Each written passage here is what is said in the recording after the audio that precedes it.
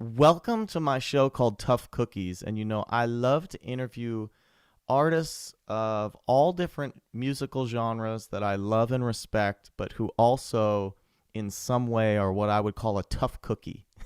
And you, my friend, are a real tough cookie. So, Um, welcome to the show, a little Patrick. overbaked.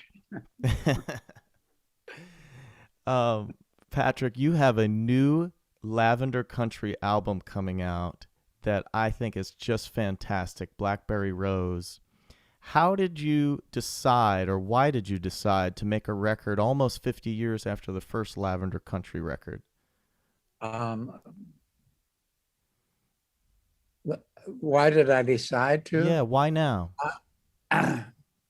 Because of the opportunity presented itself now, Sure. and it didn't present itself in the intervening 50 years. Sure. The the rise of the reissue of Lavender Country in 2014 Yeah. opened it changed my world, opened Yeah. a lot of doors that I never dreamt of. I didn't even know they existed Yeah. to dream of. So that's kind of the loveliness of that story. Well, it's how I heard of you. I had not heard of you before. I had never heard the Lavender Country record before 2014, and then I just absolutely fell in love with those songs on that original record. Uh, almost everybody in the world never heard of Lavender Country before Well, how 2014. many copies were made of the first record? How many? 1,000. So maybe there were 1,000 people in the world that over those intervening 40 years knew of the band. Were you ever performing during those years under that name, Lavender Country? Uh, here's the story on that. Lavender Country was a Stonewall Rebellion item produced by the Stonewall Rebellion and the Stonewall activists of Seattle uh, are the ones responsible for making Lavender Country. It's not something I ever could have done myself. Sure. The it had no commercial value. Um, and so we had to make it ourselves. And it had an attraction to a really small circle of people on the planet. Mm-hmm. That circle was lo- local Seattle and to some extent national Stonewall radical activists. Mm-hmm. And we had fun with Lavender Country when we made it. And we played it for 2 or 3 years to radical Stonewall activist events, Yeah. much exclusively. And then it died. And it was destined to die. And what happened was because I had made Lavender Country, um, it put a scarlet letter on my back. Mm. And nobody wanted to play with me Mm. because I'd made that album. And it was like, no, no, don't touch him. He's too weird. He's the one who made that queer country album that is too over the top to touch. And so I sullied my reputation big time. I'm so sorry you had to go through that sullying, but Well, you know, here's the thing. I didn't lose any sleep over it. mm-hmm. And it turned out to be the real charmer of the story. So it it all worked out in the end. But in the intervening years, I wasn't doing music at all Mm-hmm. because nobody would do it with me. Mm-hmm. Um,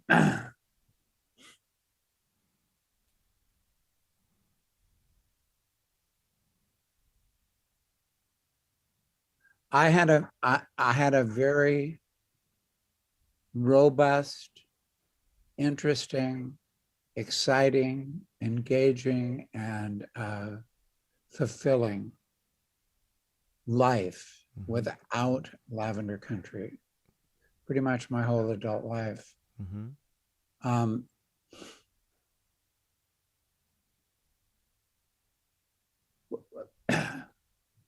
when I made Lavender Country, it wasn't like I was stupid Mm-hmm. because I wasn't. It was like I had to make a choice in 1973 whether I wanted to be a screaming Marxist bitch Mm-hmm. or whether I wanted to go in the closet and go to Nashville and try and have a country music career. Mm-hmm. That I couldn't do both. It was that proposition in 1973 was ridiculous, like absurd to even think about. Sure.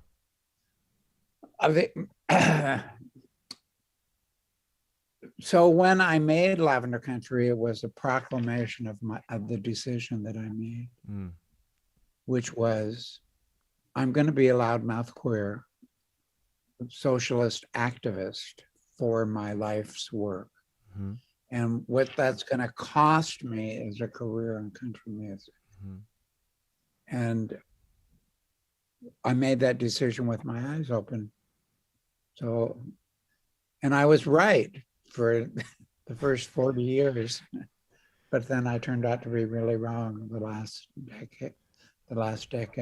Well, thank God, because like all groundbreaking work, it takes time for people to catch up to it. And you kicked down some doors, many doors with that record. And it just took us all 45 to 50 years to catch up to you. Um, uh, that's one way of putting it. Mm-hmm.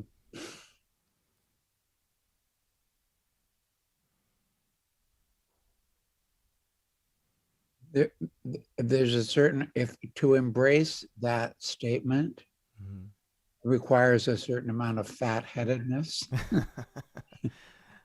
and That's not your style. not exactly. I mean, Mm-hmm. I do have a fat head, but I like to keep it in the closet. Well, I just. But having said all that, um, it's true. But here's the reality of that. I wasn't alone. I think that's the part that people miss Mm-hmm. is there was no such thing in 1968 as a non-radical out Stonewall activist. We Sure. were all radicals, the whole bunch of us, from soup to nuts. And it was also a radical period because it was the whole Vietnam anti-war milieu. Mm-hmm. Um, and the civil rights movement that produced the Stonewall movement in the first place. So we were all coming from there. And all kinds of us were doing all kinds of really outlandish things to put ourselves on the map. Um,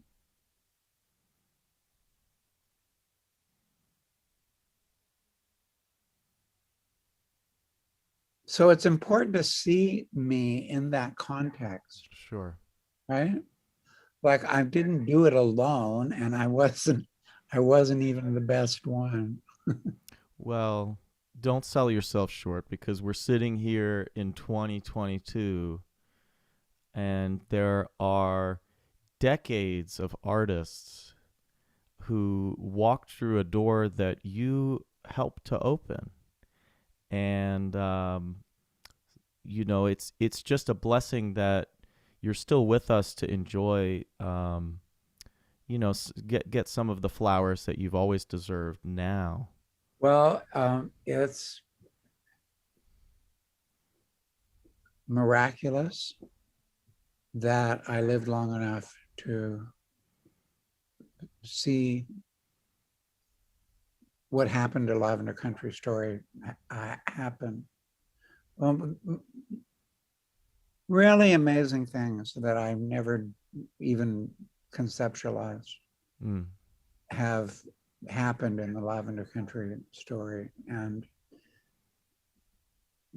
they continue to happen. And every time I open my phone and look at the next email, I'm going, really? um, Because you're good, Patrick, and the music is great, and you entertain us while teaching us, and that's a beautiful thing. I, I like to think so. There's a bottom line to the whole resurgence of the Lavender Country Story. Um,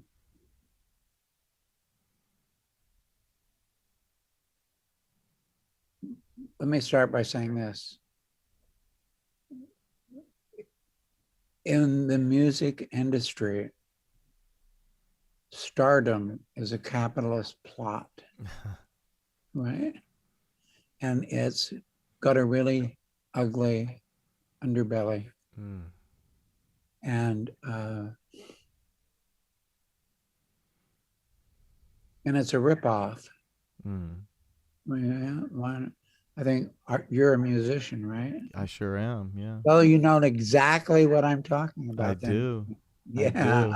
I'm a Uh, musician in America, yeah, so. exactly. Yeah. And so you know the lay of the land and how all of us are being ripped off big time. And that's how the industry works. Mm-hmm.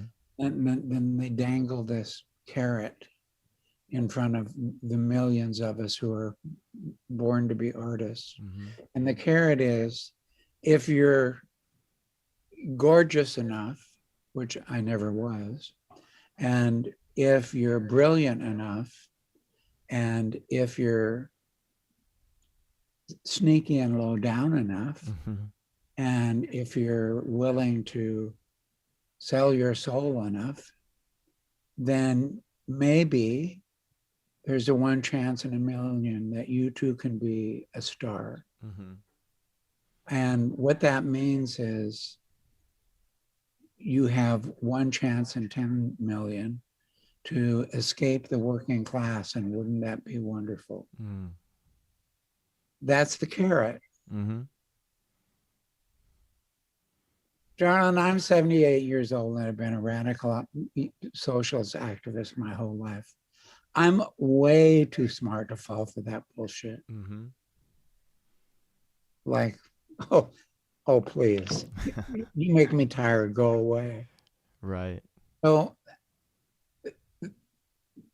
there's that whole aspect of it that I don't like dealing with. Sure. Um, and frankly, everybody who's a star aspirant and even the big stars don't like dealing with it. It's true. Right? Mm-hmm. So it's just an ugly part of the way the industry works that nobody likes. Mm-hmm. Having said that, let me say this. I made a decision when I made Lavender Country to produce a piece of art that would be available to make social change, to Mm-hmm. make revolution, to use it as a tool for organizing and for transforming society. Mm-hmm. That's why I made it. And that's what was on my mind when I decided not to go to Nashville and when I decided to go ahead and be a screaming Marxist bitch and use this art for that. Mm. And once in a while in this world, something with Yeah, as much integrity as your record and your art actually connects with an audience. yeah, especially especially in this time and in this place. Yeah, Um, two things happened. The culture developed to the point where, the whole gay thing was passe and everybody was like, ho hum, what's the next topic? Well, and that was great because that was the goal in the first place, sure. to normalize ourselves to the culture at large, and integrate ourselves into it. So that worked. The other thing that happened is that everybody, regardless of where they're coming from politically, has a foreboding sense of fascism creeping in on Sure. us, Yeah. right? And that's been true for like the last 10 years. And the pace picks up every day. Yeah. Yeah. And so not only are people more accepting of things gay, Sure. but they're afraid of fascism and they want a mechanism to fight it. And that's the real backbone of the resurgence of Lavender Country, is that people want to use it for the very reason that I made it in the first place. They want to identify it with, they want to push it forward, not because I'm lovely, which I am, by the way, but because they want to fight fascism.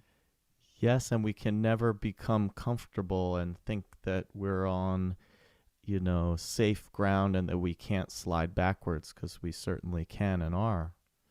Yeah. And everybody, that's on everybody's mind. Um, so what it means is, number one, I didn't have to make any compromises.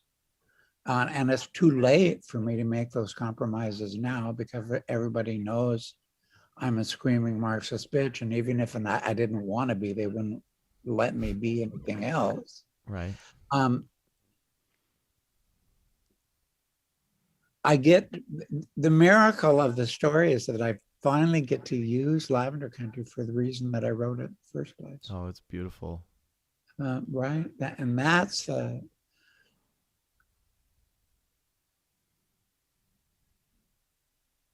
you can take the glitz and glamour and Sure.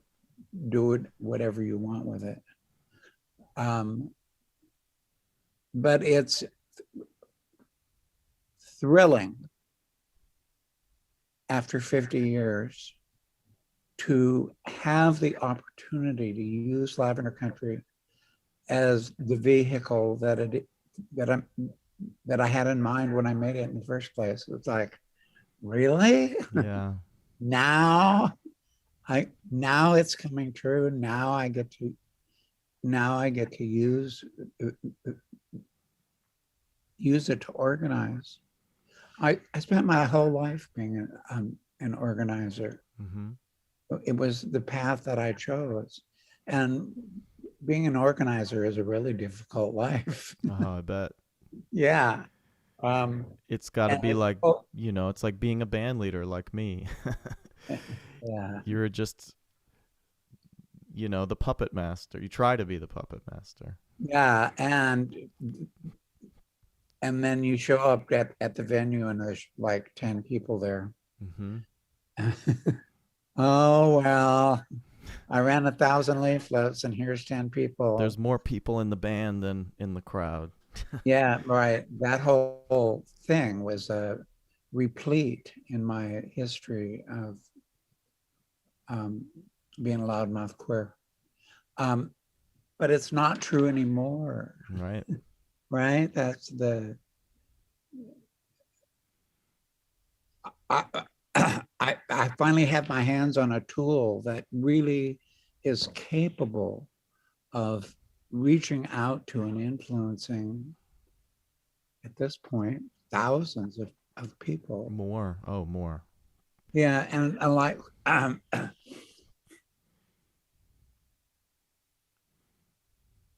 well, that's a socialist organizer's dream come true, right? Like, okay, I, I, I've died and gone to revolution heaven. Patrick, I have to ask you about this gorgeous song that you wrote 50 years ago. I Can't Shake the Stranger Out of You. You know, you have so many songs that show us, different facets of life, um, and give us a glimpse into what the gay rights and queer rights movement 50 years ago might have been. But this song feels a little more intimate. It feels like it's saying something um, more emotional. Where did that song come from?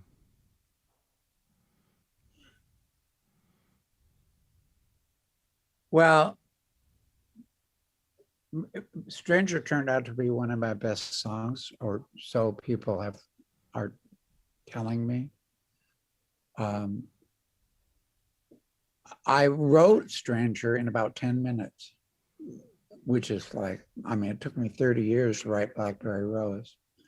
Um, Stranger came out of a night of frustration at a gay bar, um,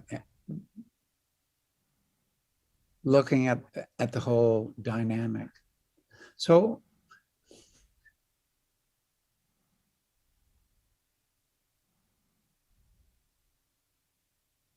let me put my thoughts together on this.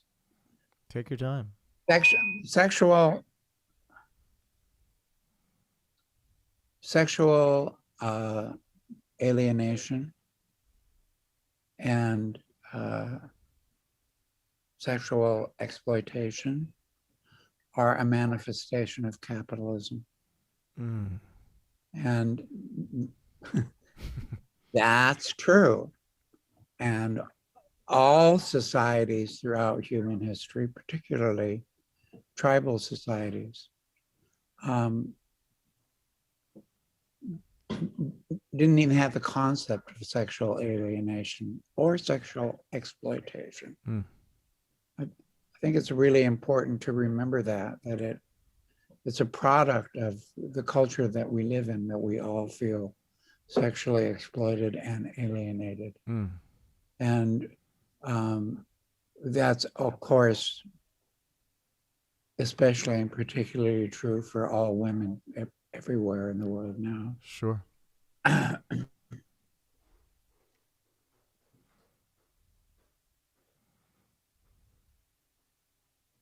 In 1970, when we were coming out as gay people, and everybody was like under 30, and all of our testosterone was raging, and the opportunity for sexual expression presented itself to us. What we learned going out of the gate is that we could fuck like bunnies, Mm-hmm. and we did that with glee and alacrity, Mm-hmm. all the time. And then that's fine. There isn't anything wrong with that. And I certainly, hey, I was a bathhouse slut for 20 years, Mm-hmm. right? So I'm not faulting that activity. We were men raised in American culture in 1955, Sure. right? We were taught to compete against one another, to be emotionally distant from one another, to be guarded against other men emotionally, to not reveal ourselves, to not be vulnerable, to always have our fences up. Mm-hmm. And we were taught that real intimacy was not our job, it was women's work. Um, and so we came into the Stonewall era with all that garbage in our head. Consequently, we could have a lot of really good sex, but we had no clue how to love one another, Mm. how to actually love one another, Mm. right? We didn't, nobody taught us how to do that. We were like babes in the woods surrounded by wolves. We didn't have a clue how to actually really develop mechanisms that would support us to go toward intimacy. Mm-hmm. Um, It's an amazing song, Patrick. It's, to me, it's one of the great outlaw country songs. And when I use that phrase outlaw, this period of country music that a lot of people are familiar with in the 70s, when people were writing about, um, you know, outside of the mainstream of Nashville. I put that up there with any outlaw country song. And I'm just so pleased that people are taking notice of that song, I Can't Shake the Stranger Out of You. Uh, I can hear it at home on a country station, or we hear it on RuPaul's Drag Race with Trixie Mattel, introducing a whole new generation of people to the song. uh-huh. And I'm glad that it's getting its due, just like I'm glad that you're getting some of your flowers now that you've always deserved. Before we go, because I know that you have many, many other people that want to talk to you, um, what what can we expect? Will there be a tour um, following the release of Blackberry Rose, or what's to come? Well, I'm going on tour with Paisley Fields and Jet Holden and Molly Abumsawan and Lizzie No in March. Um, so there's a tour, but it's not focused on Blackberry Rose. But a lot of things are developing for Blackberry Rose. We're having a couple of release parties, and there's been a crash of media um, about it, uh, mostly because of the backstory of who I am and how it came to be that I wrote an album 50 years after the first one. Yeah. It's kind of a charming story, right? Um, so there's been a lot of motion around it, but there's been a lot of motion around the whole Lavender Country phenomenon for several years now. Well, I know that we haven't seen The Peak, and I hope there's a film because your story I would love to see on the screen. There's a there's a there is a something like that in the works. Okay. Um, there's a guy in Hollywood who's written a screenplay who's schlepping it around to the Moneybags guys who fund movies to see if he can't pull it off. Um, he has a, it's gone a ways. The screenplay, he wrote the screenplay himself. He is trying to get actors and money people together in the same place at the same time to pull it off. Are you perhaps familiar with the British series about the early days of the AIDS crisis in London called It's a Sin? Yes, I haven't seen it, but I know of that show. You Yeah. know of it? Well, there's a guy named Callum Scott Howells Yeah.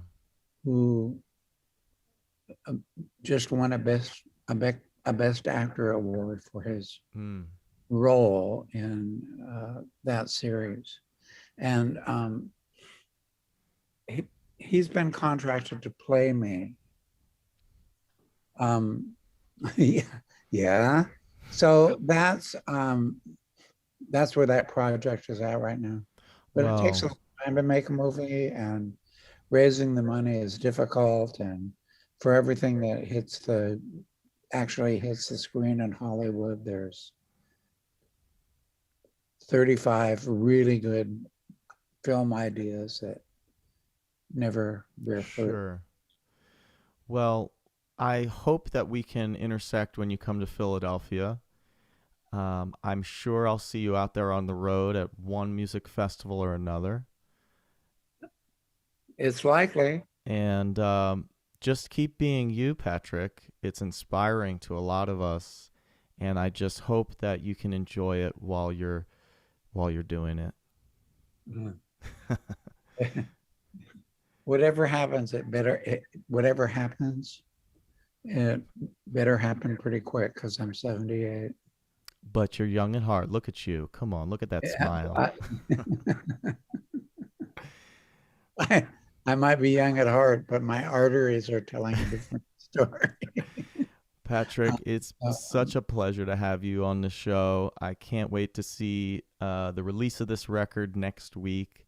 I want everybody watching this or listening to this to go check out Blackberry Rose and check out Lavender Country when they come to your town. Go back and listen to the original Lavender Country record from almost 50 years ago. And thank you, Patrick. Thank you for your great, great, great inspiring work. Keep it up, baby. all right. Take I care. don't have any I don't have any intentions of shutting down till the coffin lid slams. That's Okay. it. Keep going, baby. All right. Thank you, Patrick. You're welcome. Look me up when we get to Philadelphia. I Come will. to the show and be sure and jerk my sleeve. Otherwise, I won't know who I you will are. jerk something. All right. All right. Bye. Careful. Mwah.